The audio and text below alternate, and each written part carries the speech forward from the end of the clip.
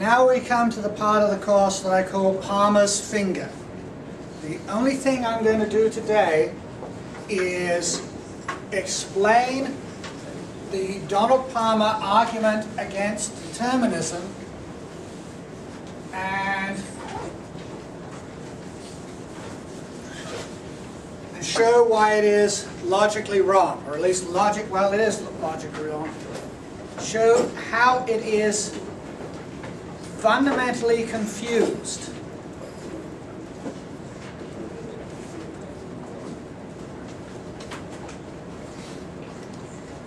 Now, the argument Donald Palmer gives in the book comes at the end of a bunch of other points that claim that determinism is a puzzling theory, that somehow we never see determinism in the world around us, we never experience it. And so it could be considered just another illustration of how we don't see determinism in the world around us. But I'm going to show you that that is confused. We do see determinism in the world around us. In fact, we see nothing but determinism in the world around us. This determinism is proved by predictability and reliability. Material objects retain their shape over time. There are causal laws that we can discover that operate in the universe. There is no part of the universe as we experience it that is not subject to deterministic laws. We don't know all the details of all these systems.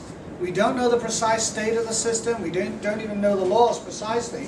But we do know that the world is governed by deterministic laws. And that if you want to get some indeterminism, some significant indeterminism, you have to get things like a single atom of uranium and recognize that it is utterly unpredictable, in fact utterly random, whether or not it decays in the next 1,000 years.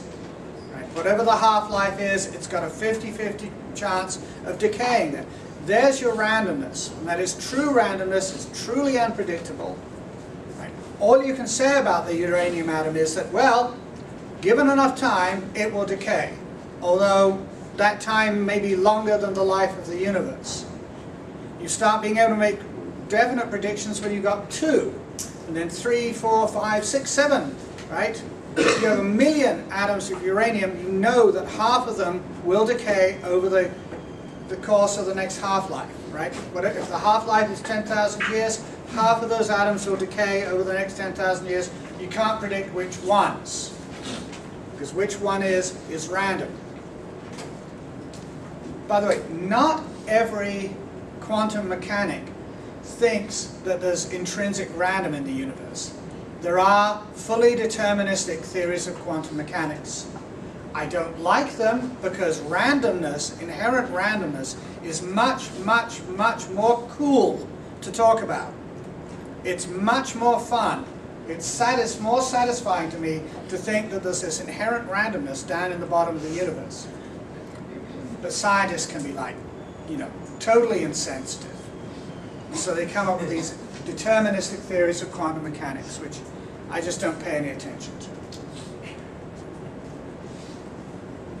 So if you want indeterminism, you have to work really, really, really, really hard to get it. So it seems to me that the moving finger argument is more or less an attempt to show that we don't have determinism in our lives, that we don't experience determinism. But it's interesting enough that I want to do it on its own, because I think as it stands, it can be taken as an argument against determinism. I'm not saying it's a good argument, but it can be taken as an argument against determinism. And here's why.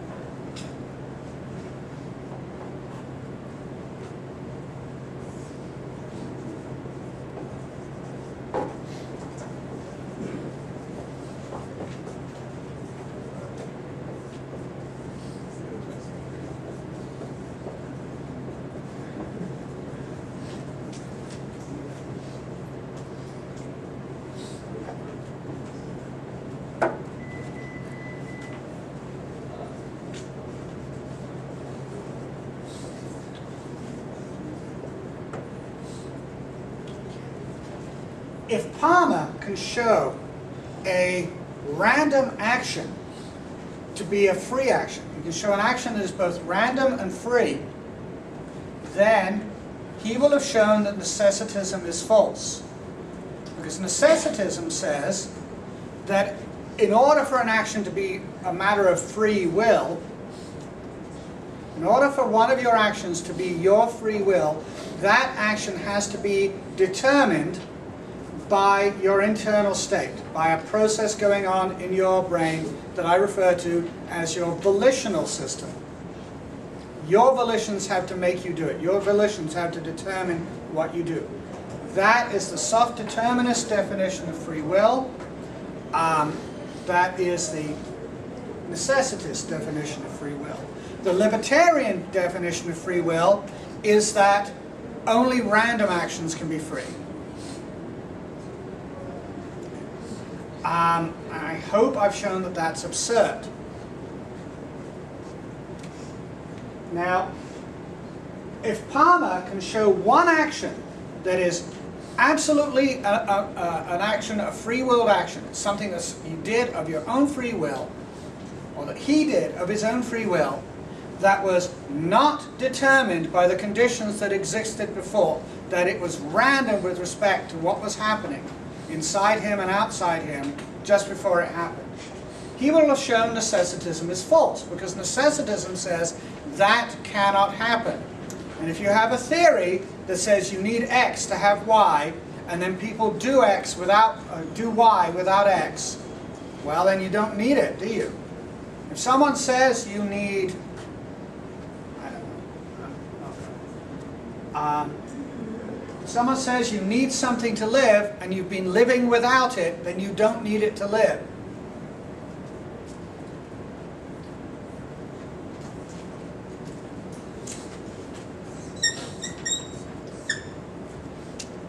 There's a but. There's a big, big but here.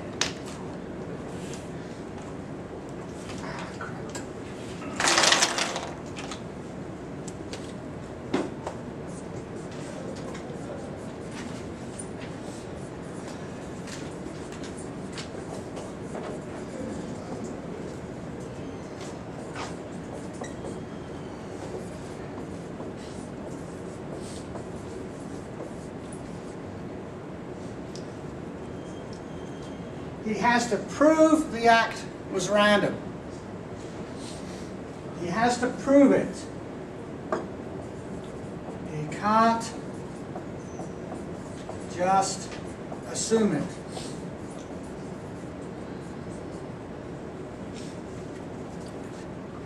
He cannot just assume that the action was random. This is the important thing.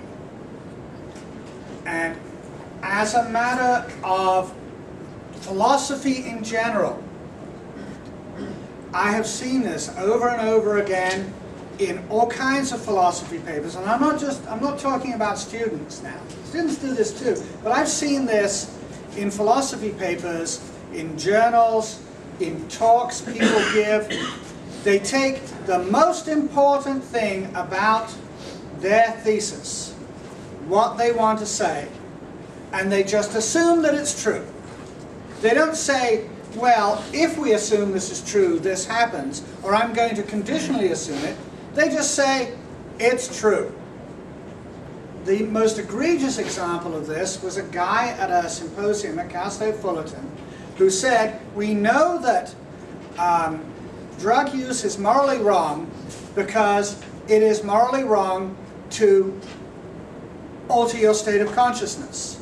And people ask, well, why is it morally wrong to alter your state of consciousness? He said, well, it's one of our primary moral intuitions. I disagree. I disagree also. But you blew my setup. I got to back up. Okay? So, and I'm going to edit this bit out of the tape.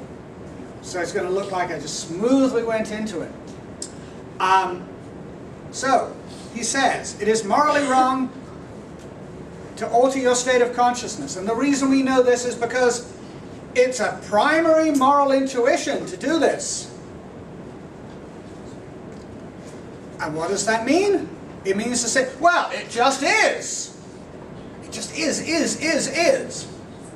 He had absolutely no argument for this, and he just got annoyed with us when we questioned it. So I see people assuming the things that they need to prove. And when they do it, it's bad. The argument collapses. The argument turns out to be complete and utter crap. So that's to think about here. And I'm just going to take a second.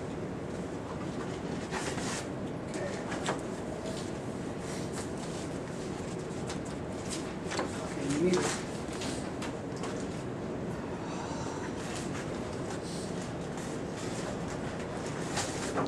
Which class? Come on. Which class are you in?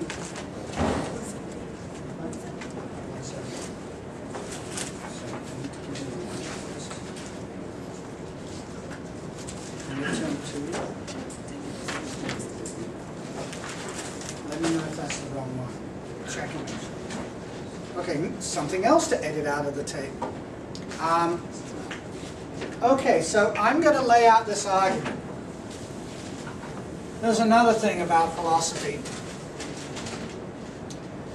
You look in the book and you see stuff. Notice that we've been doing stuff. I've been taking an hour of lecture to talk about a single sentence in the book. Remember that little diagram? There's not just two sides to this, there's three. And a little diagram. And I put in half an hour on that. People say stuff, and it sounds perfectly sensible when you read it the first time. But when you go back and start thinking about it, it turns out sometimes to be complete nonsense. So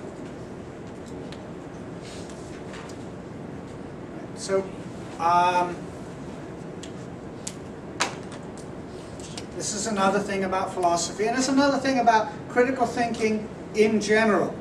Someone will come up and make a statement that includes one sentence that is questionable, and then you will spend a lot of time, if you're rational or you're interested, you end up spending a lot of time on that one sentence. And once that sentence is properly understood, once the logic of that issue is properly understood, usually everything else becomes simple. So what I'm going to do now is I am going to try to portray Donald Palmer's argument as he would want it portrayed. So if you think I'm slipping up and putting my own preferences into it, call me on it.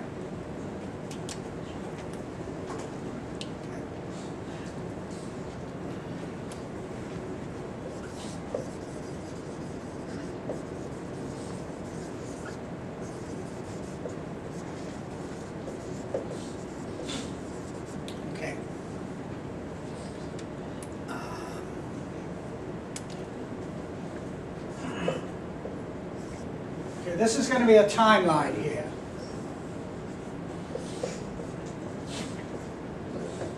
So this is going into the future. At T0, no finger.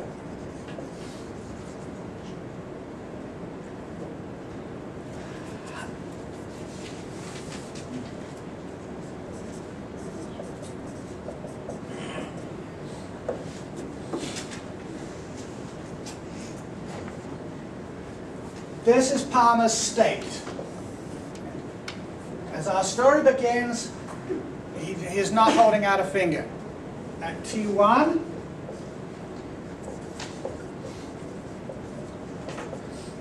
he points the finger.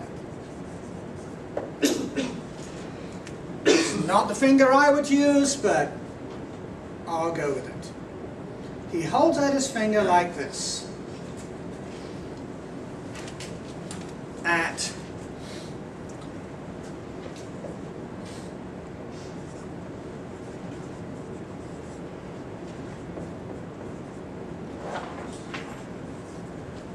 Okay, so we now have 3 moments in time in which Palmer is holding out his finger. There's this picture, I think it's page 231.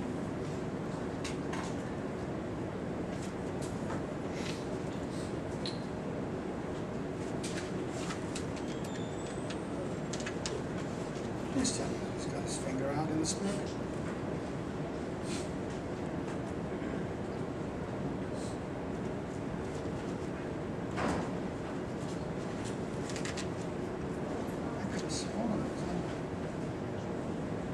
No, there isn't a picture. Okay. Was this in the reading? Did he read? Did I make you read about this? Is this in the book? No. Okay, well, I'll explain it fully here. Okay, so imagine I hold up my finger like this. I'm going to give you Palmer's argument. Okay, and imagine. Doesn't matter, it doesn't make sense in the book either.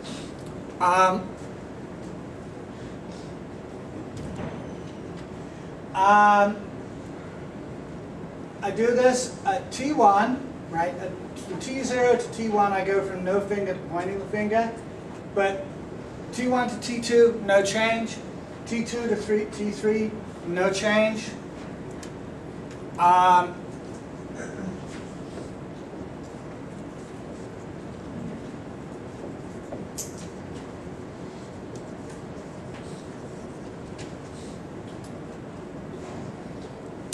do want to make a general point about education.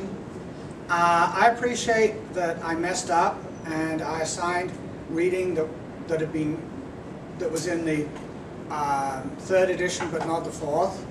So this is my mistake.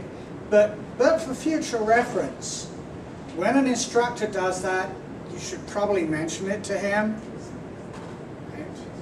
Because when I screw up, I rely on students to point it out. Well, not exactly. I catch some of my errors. It's kind of embarrassing to catch one in the middle of a... Just think about that. Have you ever had a professor before who caught one of his errors right in the middle of the lecture and it just like ran into a brick wall? Yeah. Yeah, well, you got one now. I'm just sort of letting that sink in. You can edit this out of the video too? You got it. Actually, I follow the Roger Rabbit rule. Basically, I can do anything I want as long as it's funny. So I'll leave anything in the video. I mean, if I look at this and it's boring, okay, I'll cut it out. It's boring and uninformative. But if it makes me look stupid and it's funny, then it stays in the video. Editing is work. That's why I want to do it. Okay, at T4 the finger moves. All right. Now, okay, I want you to think about stuff. Okay. Now, actually, this is.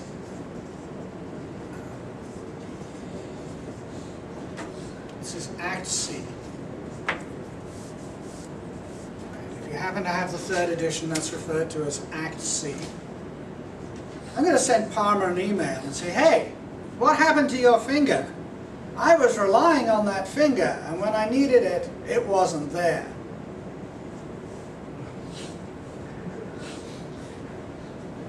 No wonder you didn't get that joke. Okay, now,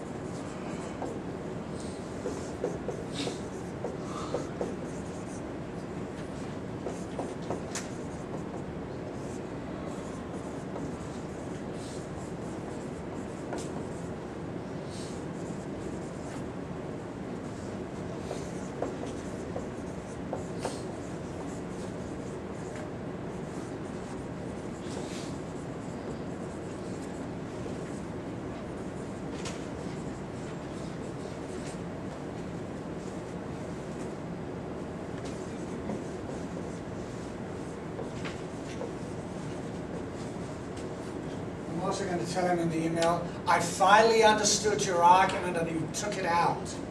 I finally understood what you were talking about. And you took it out. Look, that's only funny to me.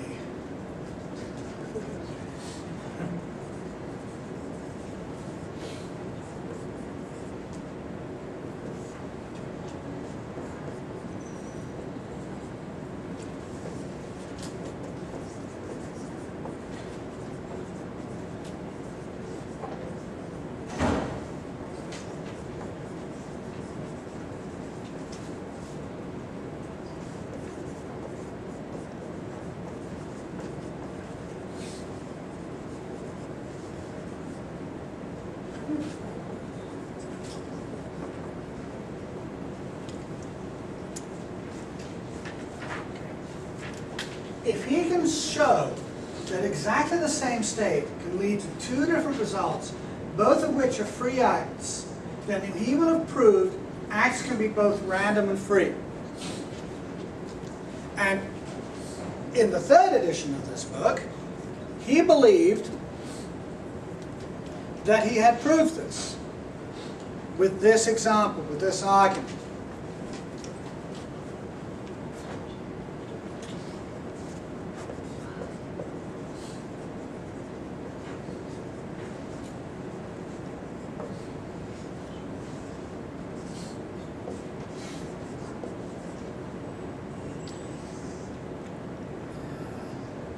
I'm going to give these numbers.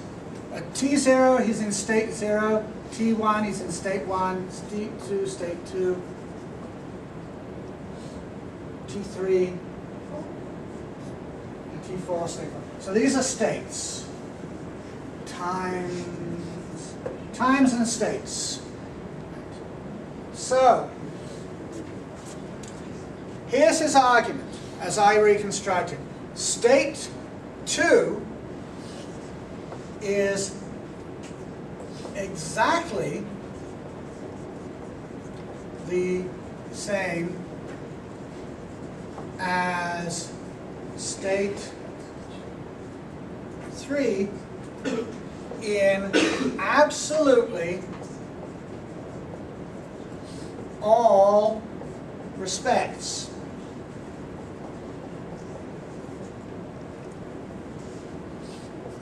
State 2 determined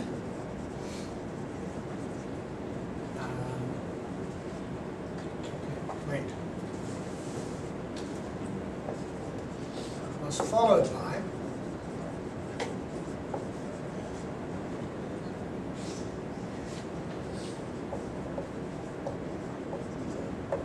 state 2 was followed by state 3. State 3 was followed by, can you see where I'm going with this? State 4. State 3 and 4 are different.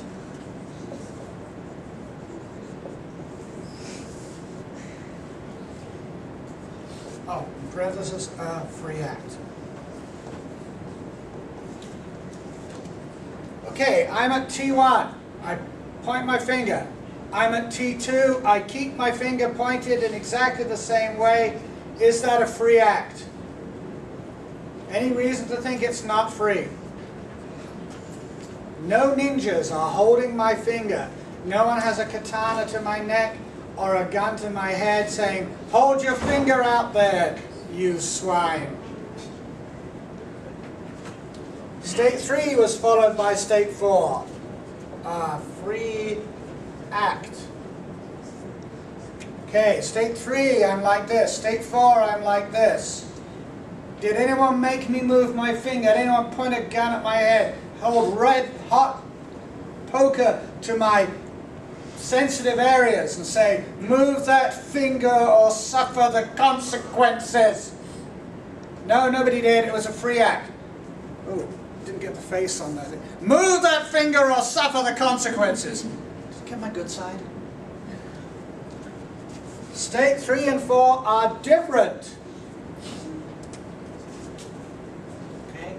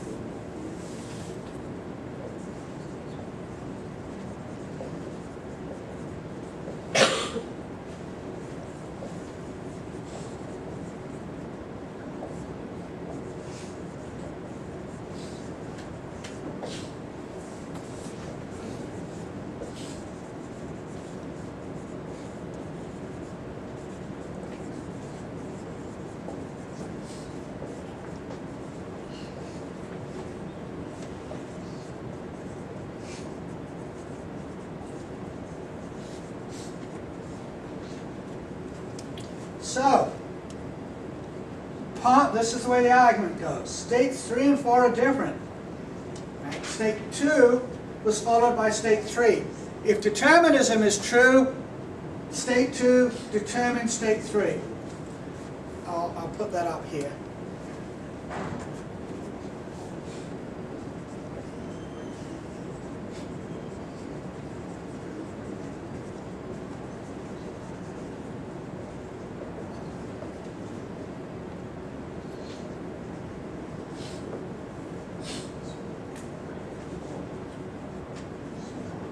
Determinism is true. Palmer's state and the state of the rest of the universe at time t0 determines what happens at time t1. So this was determined by this. If determinism is true, Palmer's state at t1 determines his state at t2. So this determines this, and this determines this, and this determines this. And Palmer says, but look, this determined this, right? This has determined this at this state. And this determined this, the same thing. But look, if it determines this at this time, and this at this time, it can determine two different things, right? State 2 made state 3. State 1 made state 2, and state 2 is the same as state 1, and so state 2 makes state 3. That's okay, because they make this state makes this state, and this state makes this state, and they're the same. But this state is the same as this state, and state 3 is followed by state 4. So if determinism is true, this state, I'm going to call it state R, or state P.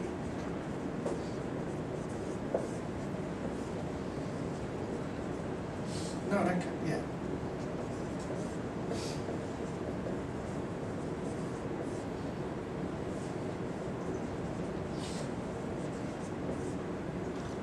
Okay, this is state M. Oh, sorry, this is state P. This is state M. Do you get that? See the subtle difference? State P is pointing, state M is moving. So, in this case, state P results in state P. In this case, state P results in state P. In this case, state P results in state M. Oh my God, look, state P makes P or it makes M. It doesn't determine it. If state P determines state P at this time, it's got to do that forever. That's what determinism says. If Palmer was able to get into state P, if determinism is true and Palmer gets into state P, it has to be followed by state M. That's what that state results in. But it's not always followed by state M. Remember determinism. If you set up exactly the same conditions again, exactly, with no differences whatsoever, you get the same result, no matter how complicated the system is. As long as the system is deterministic, same state means same result. Same cause, same effect. And here it says, same cause, different effect. You guys getting this? Same cause, different effect. If it's same cause, different effect, that's random. The previous state is not determining the subsequent state. Right? And they're free. These are free actions. We can't deny that, right? Cannot deny that these are free actions. So, Palmer thinks that he has proved that the state you're in, your physical state, including your brain state, including absolutely everything in your brain state. You guys know that your brain state is never the same from 2 seconds in a row, 2 instants in a row, right? Your neurons fire very quickly. If you look at an electroencephalograph, you'll see gross electrical activity goes up and down like this. Things are firing, right? Many times a second. So, you think about the gaps between those firings, you think about the gaps between 2 spikes.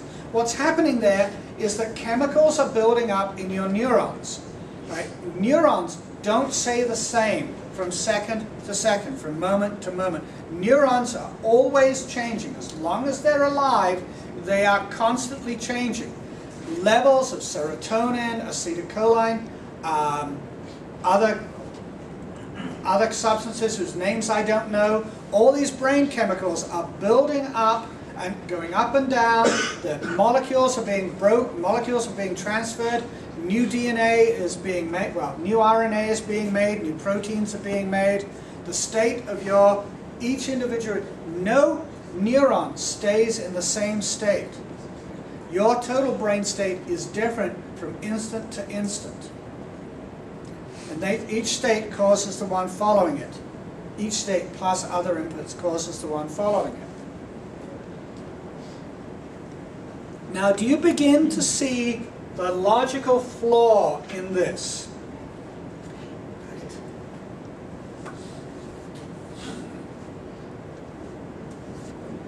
Which premise in this argument? Now remember, I'm reconstructing Donald Palmer's argument. And you have to trust me that this is his argument, because it's not reading. Right. So maybe if we say, maybe if this argument turns out to be stupid, you can't check. If I say this argument is stupid, you can't check, because it's not in the reading. So I'm asking you to take my word for it. It is perfectly reasonable to think that I may have completely misunderstood Palmer's argument, that I might be giving you a straw man here. It is perfectly reasonable to think that it is possible that if you read the text that I thought you were going to read, you would be right now thinking, no, no, no, Young has got it wrong. And that's perfectly fine. In fact, that's good. Well, at least it's fine. We've got 4 premises. 1, 2, 3, 4. Which premise is the weak one here? Now, take my word, the logic here is good. The logical relationships. If the 2 states are exactly the same, and each one was followed, but they were followed by 2 different states, right? If each state, more to be edited out, if the 2 states were exactly the same, but they had 2 different results, that's not a deterministic system. It cannot be. Same state, same result. That's the mantra of determinism. If you have a system where the same state gives a different result, I want you to consider the imaginary element half a minutum.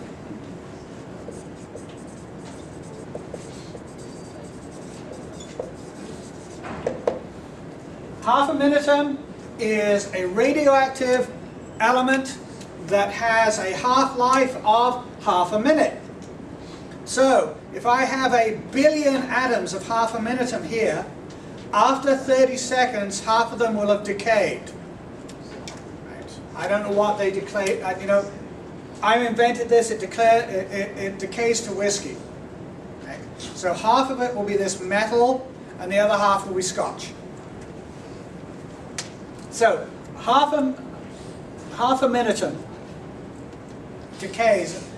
So if I have a single atom of half a minutum, say this is a half a minutum atom, right, and I hold it in my hand for a minute, there's a 50-50 chance it will decay.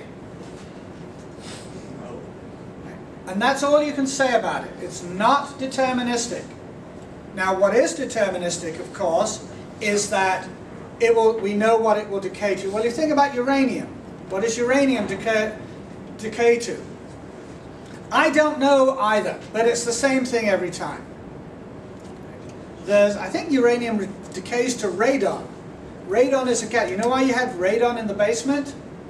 Because there's uranium deep in the bowels of the earth, and it's decaying, and it turns into a gas. And this gas works its way up through cracks in the ground and gets into your basement and gives you cancer.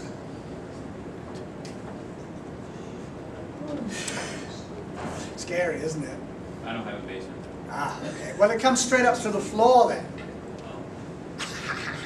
No, the thing about basements is that gases can collect there. Right? If you're circulating the air in your basement, it's no problem. So, completely unpredictable, completely random.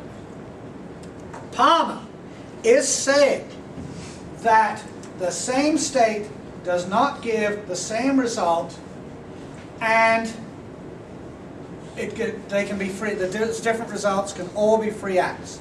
State P resulted in state P, or it resulted in state M.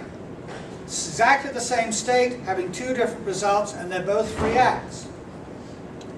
Okay, what's wrong with this argument?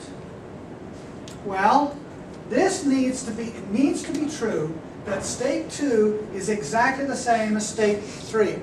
That state P here is the same as here and here. Exactly.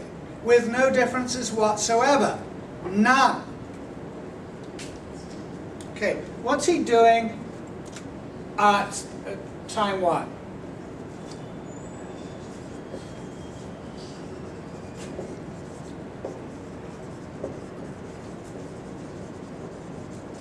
What he's doing at T1 is beginning to set up his argument, right? I'm going to do this. He has a plan. Does anyone think that this happened at random and he looked back and said, oh my God, I stood there with my finger out and then I moved it. That proves that the determinism is false. Ha! No, what he did was he said, how can I prove determinism is false? I know. I'll use my finger. Fingers prove things. I'll stand there with my finger out, and I'll keep that state going, and then I'll move, and that will prove determinism is false because the same state doesn't lead to the same result. So what's he doing here? Well, he's setting up. Well,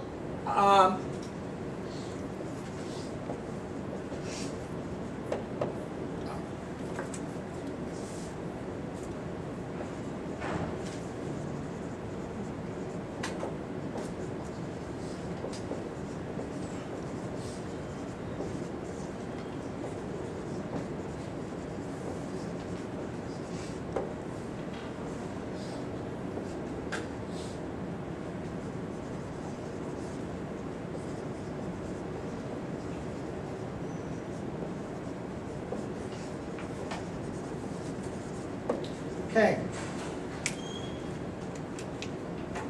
Point finger. Wait, T1, T2, T3. Okay, now I move.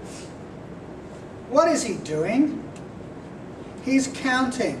He's counting off time. He's waiting.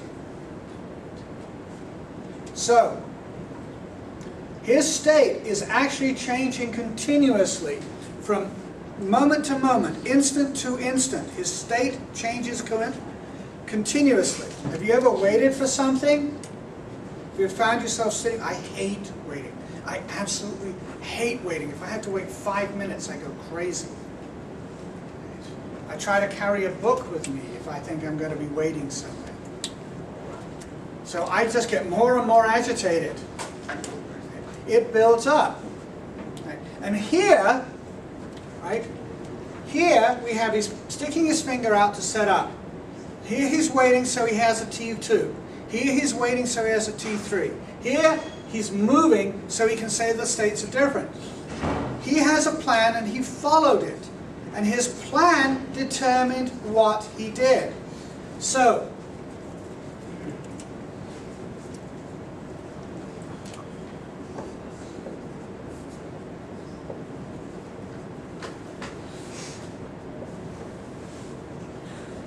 okay, these two states are not the same.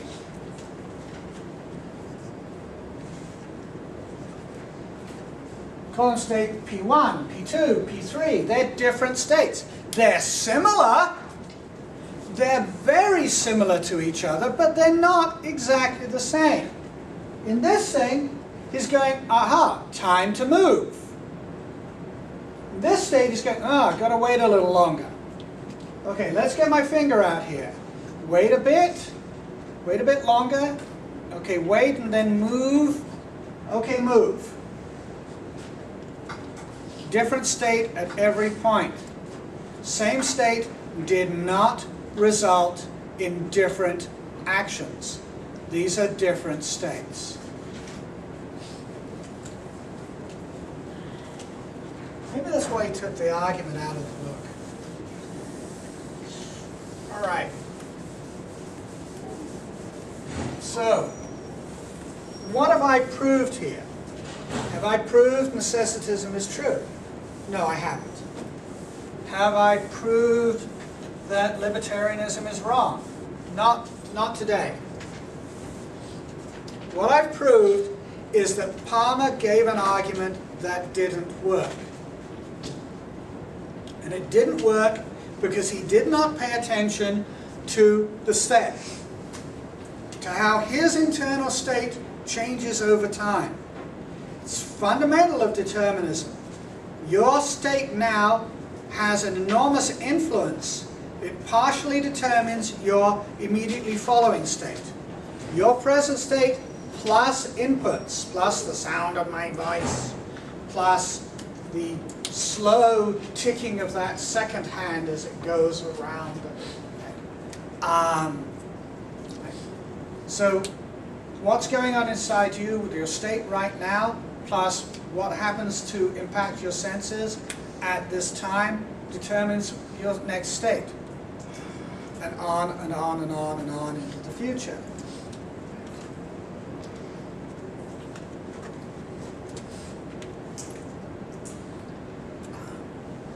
Now,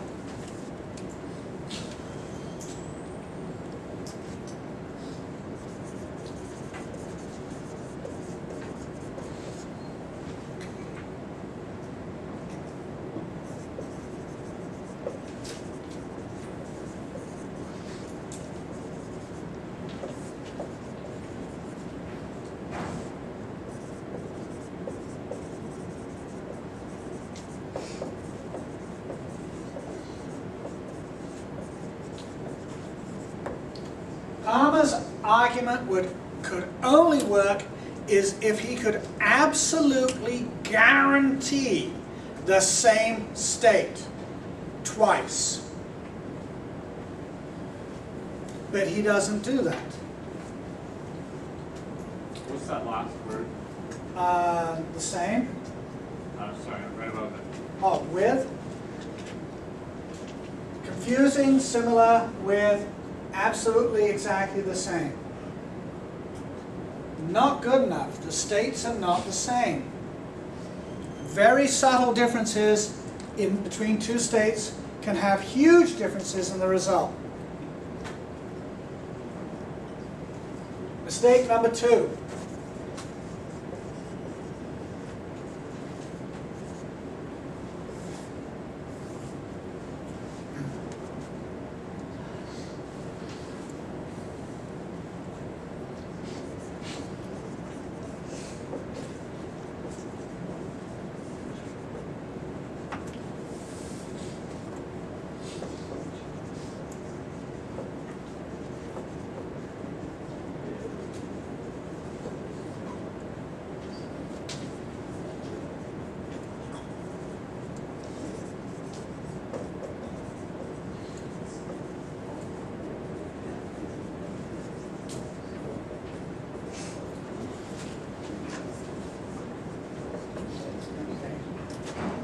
this is the other mistake, and this is, once you understand this mistake, you'll be able to see the wrongness of libertarianism right from the beginning. This is the mistake that runs through all volitional libertarian philosophy. This is something that they fail to understand, and sometimes I think deliberately fail to understand. Something like they got their fingers in their ears. No. But this is the thing that solves the whole issue. This is the one crucial fact that makes everything else make sense. Once you understand this, that systems, like your volitional system or my computer, are either deterministic or not. And if they're not deterministic, they won't work, unless you're using it as a sort of randomizing device.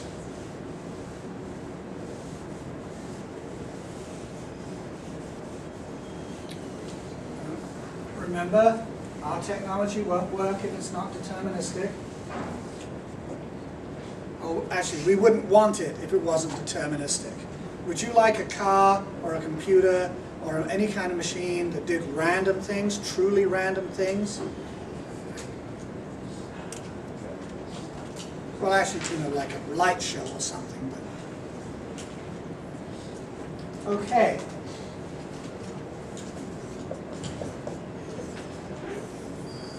Okay, Act C is either determined or not.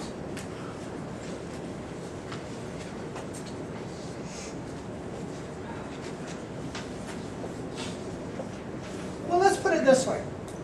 Oh, okay. Let's put it this way. Have I proved that Act C was determined? When I talked about the differences in states, did that prove that Act C was not random? The answer is no. I didn't prove that Act C was not random. All I proved was that Palmer had not proved it's random.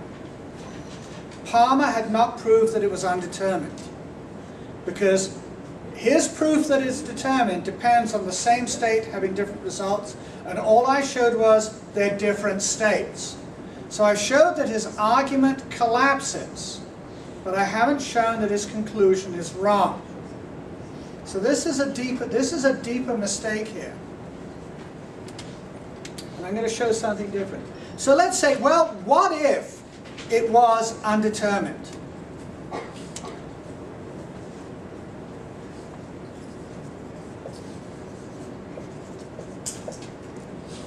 Well, all right, let's start with an easy one. If it was determined, what does that prove? If Act C, a free act, was determined, then necessitism, well, then compatibilism is true.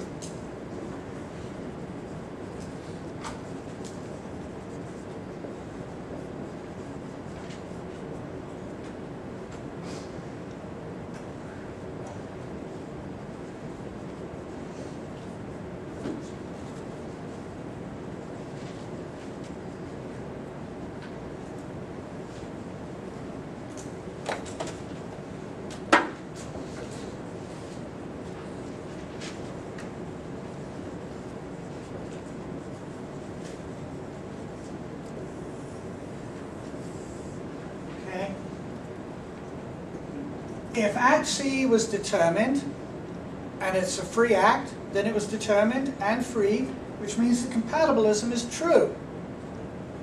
Acts can be free and determined. What if it was not determined? It was random. So, Palmer is standing here without any intention of moving his finger, and his finger moves. My finger moved. Why did that happen? Remember, if you do something at random, truly at random, it will be a surprise to you. You will go, why did I do that? And there will be no answer. Your actions only make sense to you if you can look at your previous state and say, Oh yeah, I was really angry at him.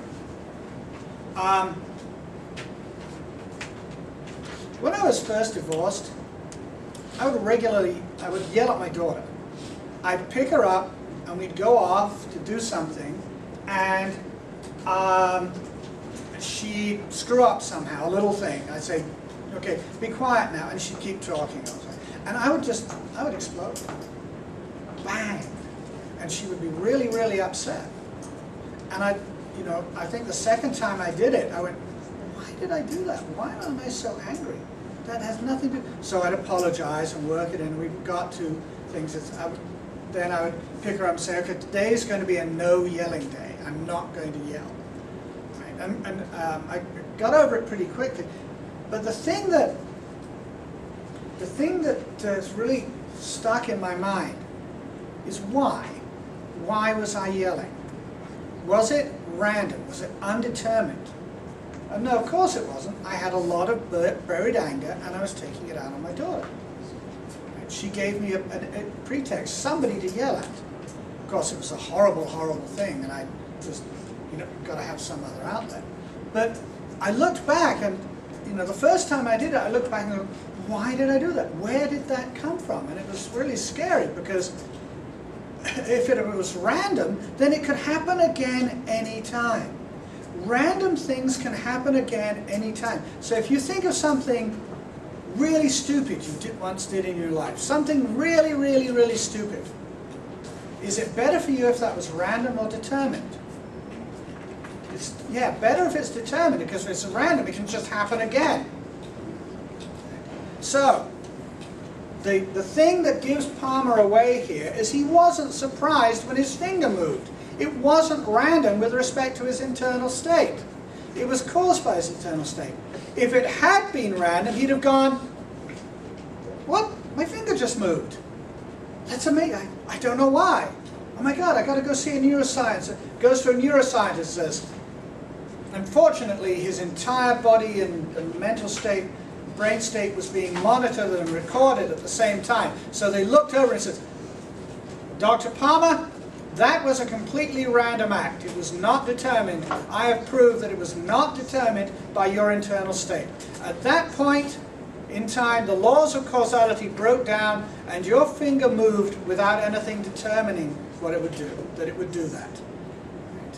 If determinism had been operating, your finger would have stayed the same place. It would not have moved. It is a complete mystery. We don't know why it happened. In fact, there is no reason it happened.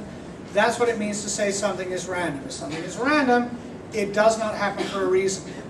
Anyone who says everything happens for a reason is denying randomness. So they're asserting determinism. And then Palmer walks out of the hospital and goes, oh God, I hope it doesn't happen again.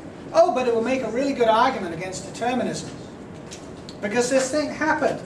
Totally unexpectedly, without me making any decisions whatsoever, proves that I have was a free act. And it proves compatibilism false. Or it proves necessitism false. Follow that. It's totally random, so it proves that a free act doesn't have to be determined. Totally random. If you do something totally random, is that a free act? Is that an act at all? Imagine that your body just sort of spasms, or you get an attack of temporary Tourette's syndrome. You yell out obscenities, or you kick the chair in front of you, or you have a sort of spasm, or you start growing plants out of the top of your head. Physical indeterminism. Well, let's just think about mental cases. You have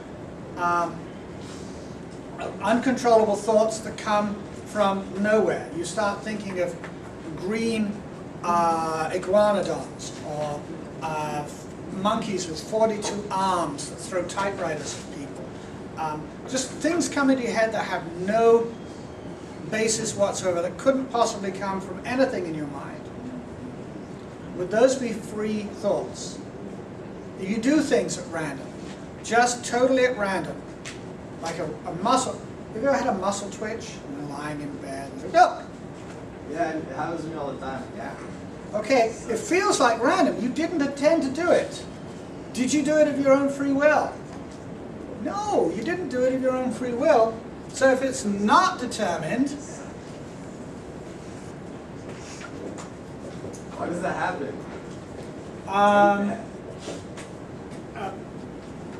Neurotransmitters build up in your muscles, fatigue poisons and things like that. They build up until, I think it's until the nerve just sends a signal and you spasm. I think it relieves tension. I don't know if it's totally understood, and I'm probably full of crap. So.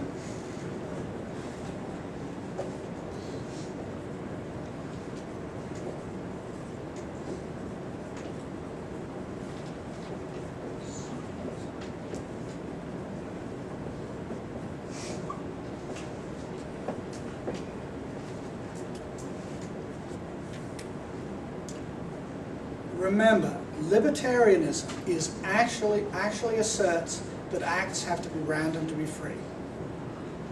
That is the fundamental flaw in libertarianism. It is the delusion that acts have to be random to be free. That's what it means to say determinism rules out free will. It says your acts have to have nothing to do with you in order to be free.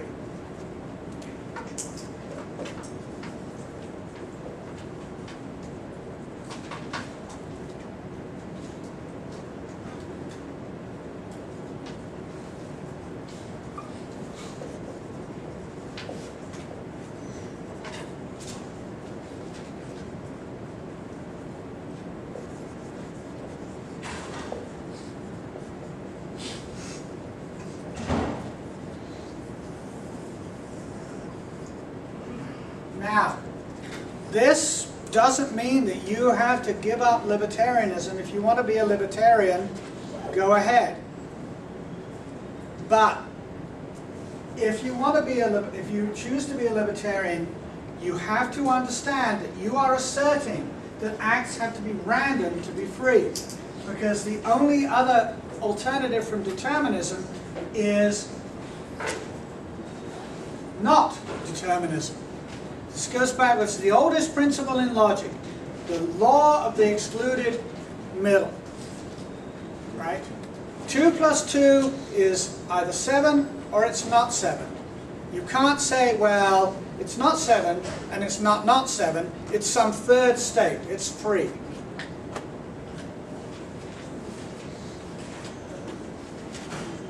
Indeterminism is a word that means randomness. Randomness means not determined. So this is, at this point in the class, I'm usually absolutely amazed that anybody can take libertarianism seriously for more than 3 seconds. Because surely it cannot take more than 3 seconds to realize that that random acts cannot represent your free will. If an act is random with respect to your internal state, that means it is undetermined by your desires, aims, purposes, needs, and decisions. How can something that happens completely out of your control be your will? Okay. Thank you very much for your attention.